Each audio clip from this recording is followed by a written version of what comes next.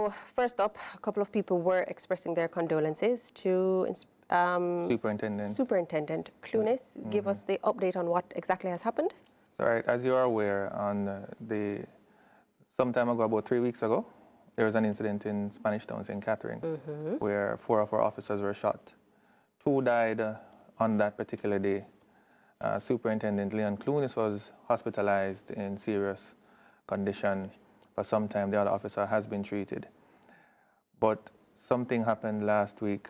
Mr. Clunis was preparing to be discharged from the hospital. He was actually in the waiting area, preparing to be discharged from the hospital when he developed some complications and subsequently passed.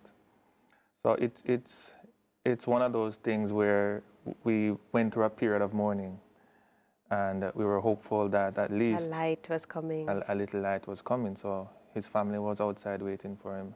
Officers were there to greet him, and tragically he passed last week. So the organization is still in a period of mourning, and we extend condolences to the family and friends of Superintendent Leon Clunis as we go through this very difficult period. I mean, generally, do the colleagues feel daunted? I mean, I know you're going through a period of mourning. Are you daunted? Are people not showing up for work? No. The resolve of the constabulary force remains very strong. We are still committed to the task at hand. It's a very difficult time, but we remain very committed to the job, and we intend to carry out our functions nonetheless. All right. So in terms of some good news, to give you some ticks in terms of work that the force is doing, there were 2 sisters that were arrested and charged recently. Sisters, females. I was so shocked. Give us the update on that issue. 2 sisters in the Greenwich Town area, and as you are aware, Greenwich Town is now designated as zone of special operations in Kingston, and that's in the Hunts Bay police area. So there was a dispute between one of the sisters and her child's father, and during that dispute, she reportedly pulled a firearm and threatened him with it. So the gentleman left the home, and while heading towards the police station, he saw a patrol unit, and he explained to them what had happened. And they went to the premises and found the weapon. Both sisters were taken into custody, and they have since been charged with illegal possession of firearm and ammunition. And of course, some other charges are pending based on the threats that were issued. So that's one instance wherein somebody is in possession of an illegal firearm or a firearm that does not belong to them, hence they were charged. What if it was her firearm and it was legal? Does she have the right to pull her gun at somebody and threaten him in that way? Definitely not. Even if you have a legal firearm and you threaten somebody with it, you can still be charged for illegal possession of firearm, because the use of that firearm now becomes illegal. Licensed firearm is for the protection of your life and property. It's not for you to go wheeling around and threatening people with your firearm. So once you use that weapon illegally, it becomes an illegal weapon. So that's the nature of the Firearms Act. Is there a follow-up done with the FLA with regard to incidents like these in terms of, I don't know, do you go in and get a checkup every 5 years or anything of that sort? I mean, as a licensed firearm holder, you're required to have your firearm relicensed every year. Every year, okay. And after 5 years, you're required to have your certificate. You have to do a recertification, meaning you have to fill out an application form again. You have to submit new recommendations. Your firearm is taken for ballistic testing, meaning that they run it through a database. They check to ensure that that weapon has not been used in anything illegal over the period of time that you were granted that license. In absence of that, your firearm can be seized by the FLA. All right. Another thing here, you guys have nabbed a thief in the St. Catherine area. Right, so somewhere in Linstead, this gentleman decided to rob an establishment. Several persons were robbed there, and he made good his escape. While escaping, a team of officers in the area were alerted, and they saw the gentleman running, and they immediately sprang into action, chased him down, and captured him.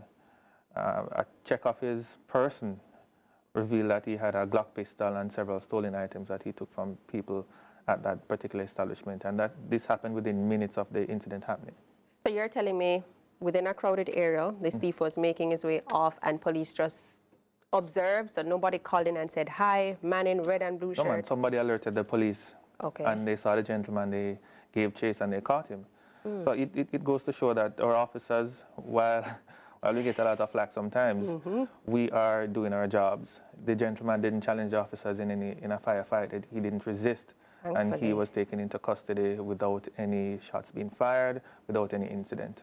I mean, because that's something I'm always concerned about. You know, somebody steals a chain or a phone and they're running off, but it's so crowded and the police are just walking up and down here like, that person's still, like, it takes such a long time to communicate what the issue is. So kudos to the team. Definitely. For successful and safe capture there. Another thing, you've been seizing some firearms. Give us a little update on that. Right, so over the period of last week, we've seized in excess of 12 firearms in multiple incidents across the country, including that one that we mentioned just now. From the St. Catherine area. There was another incident in Clarendon where a group of men committed a double homicide in the parish and attempting to escape. But within an hour, the organization of the constabulary and information coming in quickly, we were able to apprehend the persons. Matter of fact, 7 persons were apprehended in that particular operation. Oh. And this is because we were receiving information and we acted on that information quickly. So a lot of people have been making comments that it's only with a particular set of people that we act so quickly. But as I have explained before in this show, that once we get information, we act on that information quickly and we will do our jobs. Well, it's now time for us to look at missing persons, because I have been seeing quite a bit of people saying, please retweet, my daughter is missing from this community, that community. Let's break down, who do we consider to be a missing person, and what are the steps that we must pass on to you, the police, for you to act upon same? Right, so a missing person is categorized as anybody who's been absent without any explained reason from their normal place of frequency, meaning your home, work, church, school, whatever it is, wherever you're usually at, without any unexplained reason. So the person making the report now needs to exhaust all means of contact with you, meaning they call your grandma, they call your grandpa, they call the church, the school, the pastor, everybody that they think that may know where you are. And having exhausted all of that, then you make a report to the police station. And bearing in mind, there's no 24-hour wait period. So the moment you have exhausted all means of contact, immediately go to a police station, and it does not matter which police station. So even if you live in St. Catherine and you discovered that in Kingston that your child has not returned home, report it to the nearest police station to you in Kingston. I have to go in physically, or I can make a call? We prefer you go in physically because we require certain things, like you need to submit an up-to-date image. And when we talk about an up-to-date image, I mean, don't bring in an image of a 12-year-old photo of your 17 or 18-year-old.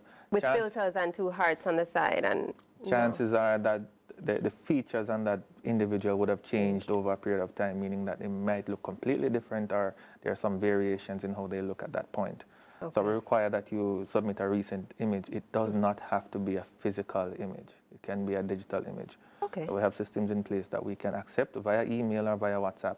You can submit an image. Having submitted the images now and the report, the officer collects the report. The report is processed. All units on patrol are alerted about the missing person. All stations are also alerted. So if I report something at 9 a.m. today, you're telling me that by 10 o'clock all by 9:30, all police stations across Jamaica should have that information? Within that particular division. So if you're in, so for example, you report that person missing, this is the usual place of this person. Say Kingston and St. Andrew, or division within Kingston and St. Andrew. So everybody within that area is alerted. So there are multiple stations within Kingston and St. Andrew, and all stations within that area, they're alerted, all patrols are alerted, and we proceed by making checks. So you are now going into the communities and patrolling and that sort of thing? Right, so the patrols go in and they make checks. The Divisional Intelligence Unit is also activated, meaning these people now submit information through a National Intelligence Bureau, where we have the Missing Persons Call Center. And at that Missing Persons Call Center, then we do some further checks to double check to ensure that either that person has returned home, where was the last point of contact, and a number of agencies are activated. So a missing persons investigation is not as light as how people think it is.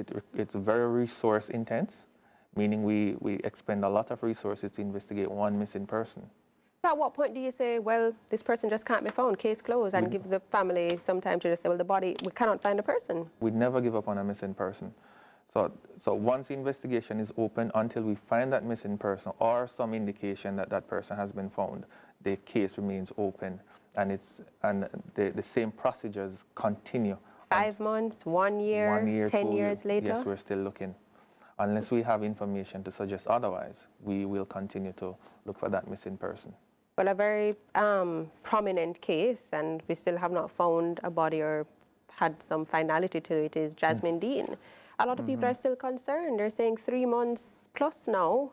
Should we give up? Is she really alive? Where is she? I mean, we do have 2 people in custody. They have been charged with various offenses under the cybercrimes legislation, of course.